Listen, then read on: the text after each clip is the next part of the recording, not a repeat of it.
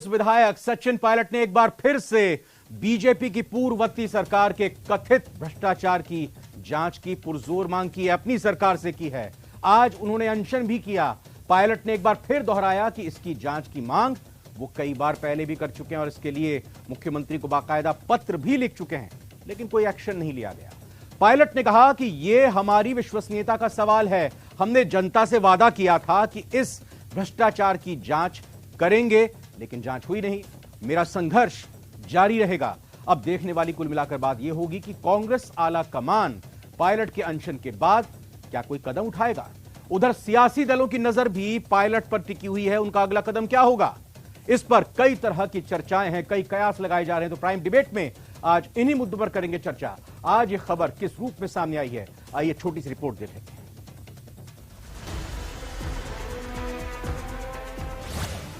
Corruption के खिलाफ pilot का अनशन।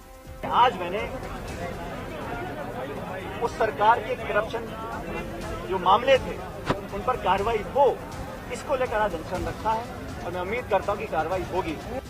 ये विश्वसनीयता की परीक्षा है और मैं उम्मीद करता हूं कि करप्शन के विरुद्ध, भ्रष्टाचार के विरुद्ध जो दीमक की तरह देश को खोखला कर रही है, इस इशू को लेकर आज मैंने अनशन किया। पार्टी फोरम पर कई बार उठाई बात।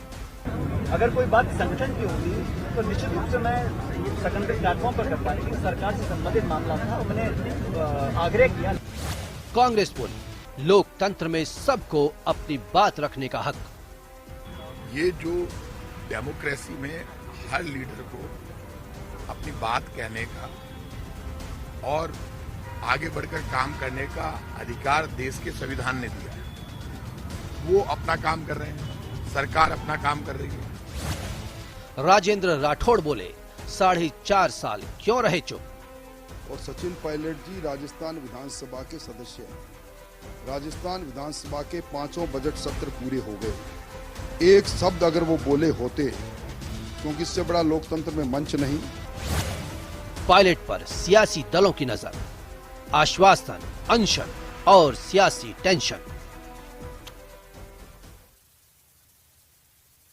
तो अनशन तो आज खत्म हो गया, लेकिन अब आगे क्या होगा, सचिन पायलट की क्या रणनीति होगी, क्या कदम होगा। और साथ ही साथ कांग्रेस की अगर बात करें तो कांग्रेस आला कमान की तरफ से क्या कुछ बात निकलकर सामने आ सकती है। रंधावा जिन्होंने कहा था मैं मुख्यमंत्री से बात करूंगा, सचिन पायलट से बात करूंगा और फिर उन दोनों की सुलह कराने की कोशिश करूंगा, बीच का रास्ता निकालने की कोशिश करूंगा। आज की प्राइम डिबेट के क्या सवाल बनते हैं। पहला सवाल तो यही कि पायलट की मांग पर कांग्रेस क्या कोई फैसला करेगी। आज इस पर हम मुद्दे पर बात करेंगे, सवाल पर बात करेंगे। दूसरे सवाल की भी बात कर लेते हैं, पायलट के अनशन से किसकी टेंशन बढ़ गई है। जी हां, इस दूसरे महत्वपूर्ण सवाल पर भी आज चर्चा में यह मुद्दा उठेगा, यह सवाल उठेगा। और तीसरे सवाल की बात करें तो क्या आने वाले चुनाव में यह मुद्दा बनेगा, यानी भ्रष्टाचार का क्या मुद्दा बनेगा। तो तीसरा महत्वपूर्ण सवाल, इस पर भी जवाब लेंगे अपने मेहमानों से। और चौथे महत्वपूर्ण सवाल की बात कर लें, अनशन के बाद अब पायलट क्या करेंगे, अगला कदम उनका क्या होगा। तो इस चौथे सवाल की भी बात करेंगे, कयास लगाएंगे, जानेंगे क्या कुछ ऑप्शंस बनते हैं पायलट के पास। लेकिन पहले आइए चर्चा के लिए स्वागत करते हैं, 3 खास मेहमान हमारे साथ जुड़ चुके हैं। सुरेश चौधरी कांग्रेस से हैं, बहुत बहुत स्वागत सुरेश जी आपका। और साथ ही साथ बीजेपी से लक्ष्मीकांत जी भी हमारे साथ जुड़ चुके हैं, आपका भी स्वागत लक्ष्मीकांत जी। और वरिष्ठ पत्रकार के तौर पर इस वक्त हमारे साथ मौजूद हैं आशुतोष रावत जी, आपका भी बहुत बहुत स्वागत। पहला सवाल चौधरी साहब आपसे, बचत राहत बढ़त,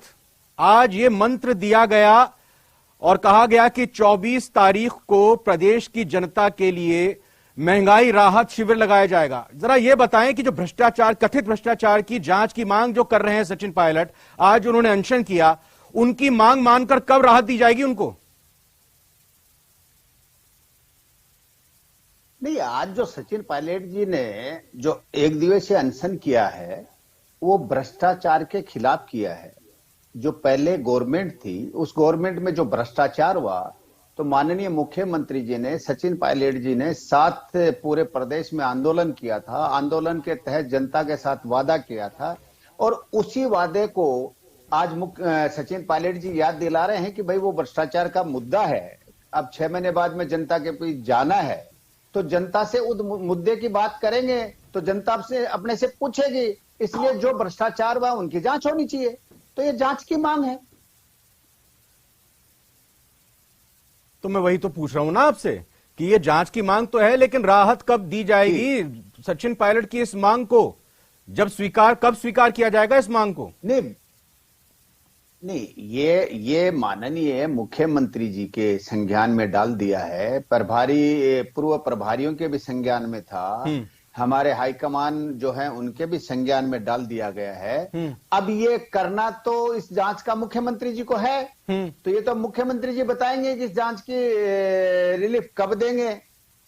लेकिन आपकी पार्टी के ये राजस्थान के प्रभारी ने कल एक पत्र जारी किया, उसमें लिखा कि भाई ये अनशन करना पार्टी के खिलाफ जाता है, ये पार्टी विरोधी गतिविधि में शामिल होता है। उन्होंने ये भी कहा कि मैं 5-6 महीने से लगातार रहा हूं, दौरे करता रहा हूं, यहां पर प्रभारी हूं, मेरे से तो कभी इस मुद्दे को नहीं उठाया, उन्होंने कभी बात नहीं की सचिन पायलट ने। नहीं, देखो कि प्रभारी जी बोलते हैं कि उनकी पायलट साहब से बात हुई कि नहीं हुई, वो तो उन दोनों के बीच की बात है। उस बारे में तो मैं नहीं कह सकता कि उनकी क्या बात है। नहीं तो सचिन पायलट ने इस बात को खारिज भी तो नहीं किया ना किससे? नहीं, सुनो, क्या खारिज नहीं किया? जो बात रंधावा जी ने कही कि भाई 5 महीने में लगातार मुलाकात होती रही, लेकिन सचिन पायलट ने कभी ये नहीं कहा कि भ्रष्टाचार के मुद्दे की जांच होनी चाहिए। आज के बाइट में भी कहा है ना कि भाई मैंने पूर्व तमाम प्रभारियों को बता दिया था। रंधावा जी तो अभी लगे हैं, इससे पहले उन्होंने मुख्यमंत्री जी को लेटर लिखे हैं, मुख्यमंत्री जी के संज्ञान में भी है, तो वो सारी बातें जो हैं वो चल रही है ही ना। वो प्रभारी जी को सचिन पायलट के साथ आज क्यों बाकी लोग नहीं जुड़े कांग्रेस से? हालांकि उन्होंने मना किया, लेकिन बाकी स्वतः संज्ञान लेते हुए क्यों नहीं जुड़े?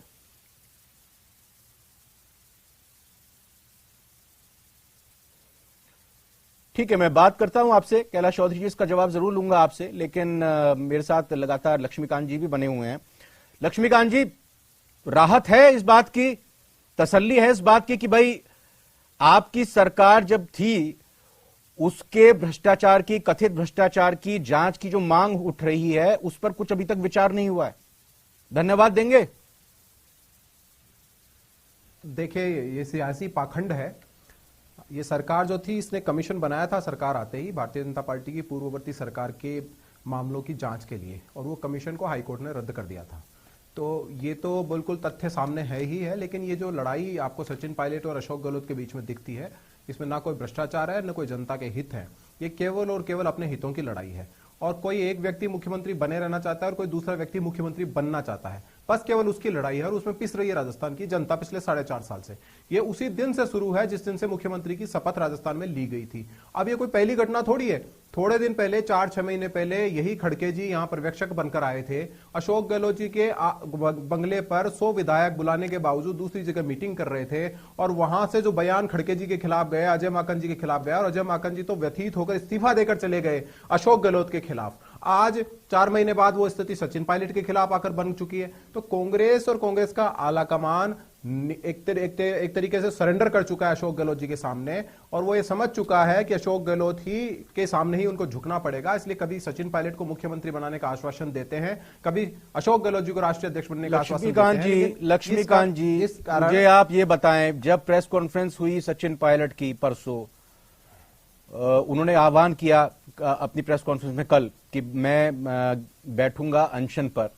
आज अनशन, मौन अनशन के बाद जब सचिन पायलट ने मीडिया से बात की, उन्होंने यही तो कहा ना कि कांग्रेस हमेशा बीजेपी के खिलाफ लड़ती रही है, भ्रष्टाचार के खिलाफ लड़ती रही है, और हमने जो वादा किया था, जो आश्वासन दिया था जनता से, हमने दिया था आश्वासन, उसको ही हम पूरा नहीं कर पा रहे। ये बीजेपी से लड़ाई है हमारी, भ्रष्टाचार के खिलाफ हमारी लड़ाई है। आपको यहां कहां दिखाई देने लगा कुर्सी की बात? हमको जहां दिखाई दे रहा है सर, मुझे नहीं दिखाई दे रहा, राजस्थान की सारी जनता को नहीं दिखाई दे रहा है। आप ये बात मानिए कि सचिन पायलट अभी कोई नए थोड़ी कांग्रेस में साइडलाइन हुए हैं। सचिन पायलट तो सरकार के जब सरकार बनी तब उप मुख्यमंत्री थे, और उसी समय लगभग 1.5-2 साल तक प्रदेश कांग्रेस के अध्यक्ष थे, और आज भी वो विधायक हैं। तो 4.5 साल में अनेकों बार जब असेंबली आई, विधानसभा चली, तो उप मुख्यमंत्री रहते हुए, प्रदेश कांग्रेस अध्यक्ष रहते हुए, तो हो सकता है वो भूल भी गए हों, लेकिन एक विधायक के रूप में उन्होंने विधानसभा में मुख्यमंत्री से सवाल क्यों नहीं किया? मुख्यमंत्री बाध्य होते जवाब देने के लिए। ये सब क्यों नहीं हुआ? ये तब इसलिए नहीं हुआ क्योंकि इनके आपस की जो ये थी, इसमें ये भी जानते हैं कि इसमें कोई तथ्य नहीं है। इनको केवल और केवल ध्यान भटकाना था। आज जब इनको पता है कि विधानसभा होने वाली नहीं है, आज चुनाव बिल्कुल सामने है, भारतीय जनता पार्टी की सरकार फिर से बनने वाली है, तो ये वहां पर बैठकर ये सब कर रहे हैं। और मैं फिर कह रहा हूं आपको, हो सकता है सचिन पायलट का हक हो राजस्थान का मुख्यमंत्री बनने का, लेकिन वो हक भारतीय जनता पार्टी ने नहीं खाया है, वो हक अशोक गहलोत जी ने खाया है। अगर उनसे लड़ाई लड़नी है अशोक गहलोत जी से उनको, तो सीधी लड़ाई लड़े, भारतीय जनता पार्टी की आड़ ना लें। अशोक गहलोत जी से उनको आशुतोष जी, मैं आपसे सवाल करना चाहता हूं कि आज सचिन पायलट ने इस अनशन के जरिए क्या कुछ हासिल किया है, और सचिन पायलट का यह वक्तव्य है कि आगे भी मेरा संघर्ष जारी रहेगा, इसके क्या मायने हैं? देखिए, यहां हमको सबसे बड़ी चीज समझने की जरूरत यह है कि आखिरकार 4.5 साल के बाद सचिन पायलट जी को भ्रष्टाचार की लड़ाई क्यों लड़नी पड़ रही है, अपनी ही सरकार रहते हुए, अपने ही मुख्यमंत्री, अपनी ही पार्टी के लोगों के साथ में।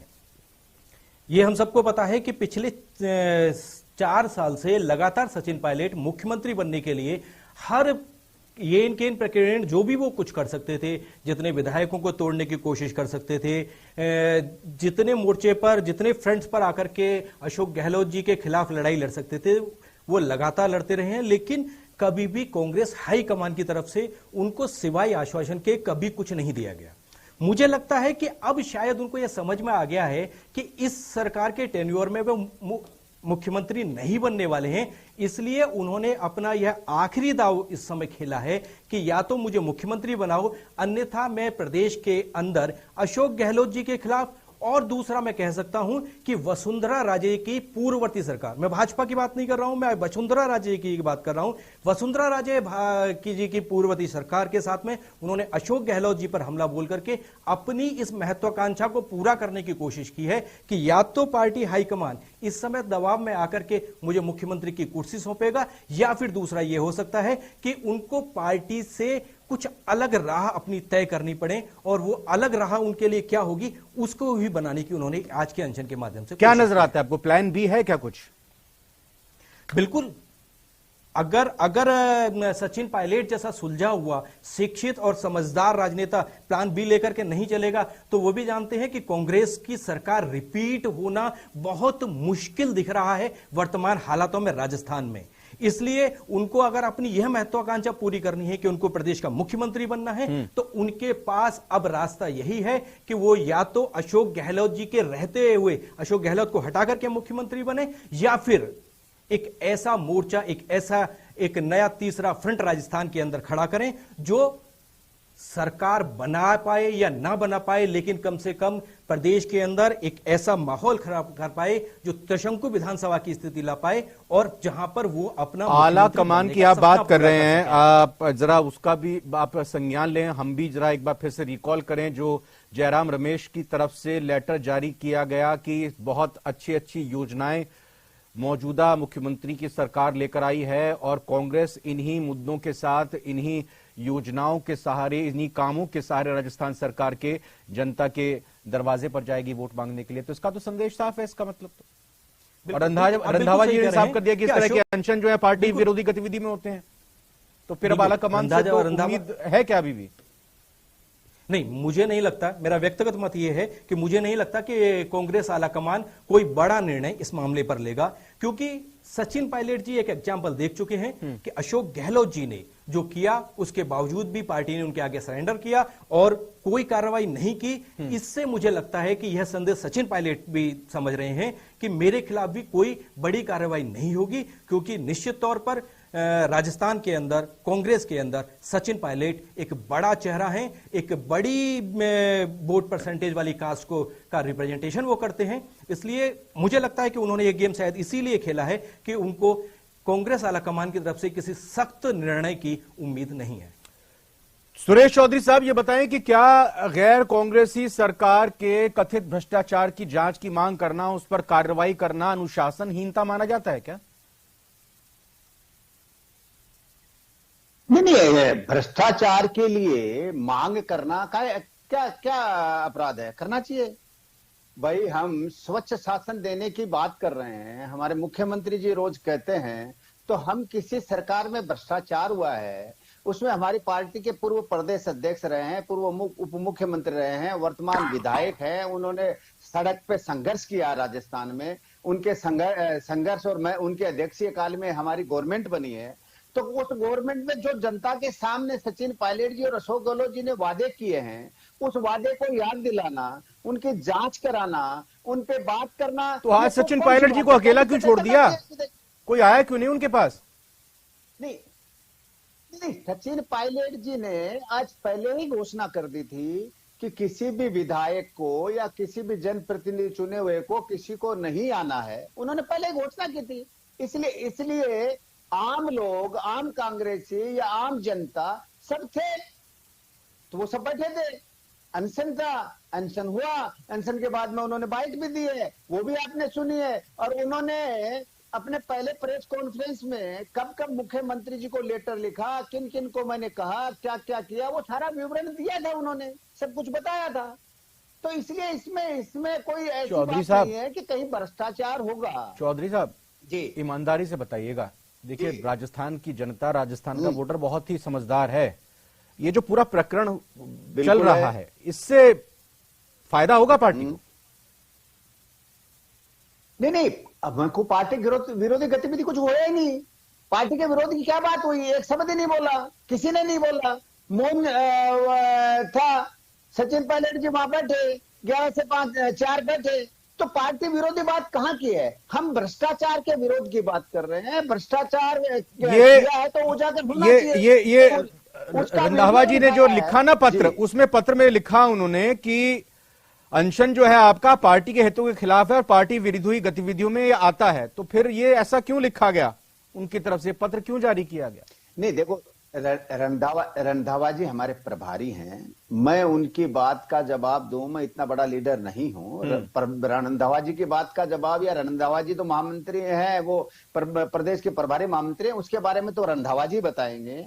लेकिन मैं ये कह रहा हूं कि सरकार का एक हमारी पार्टी का अध्यक्ष रहे, उप मुख्यमंत्री रहे, वर्तमान विधायक हैं, सड़क पे संघर्ष किया है, संघर्ष के टाइम पे जनता के सामने जो चीजें रखी हैं, भ्रष्टाचार की बातें रखी हैं, उन बातों को उठाना पार्टी के अंदर दिक्कत क्या है? प्रसादी लाल मीणा जी से सवाल किया गया कि ये सचिन पायलट जी का अनशन है आज, तो कह लगे नहीं मैं नहीं जानता इस बारे में, मुझे नहीं कुछ पता है।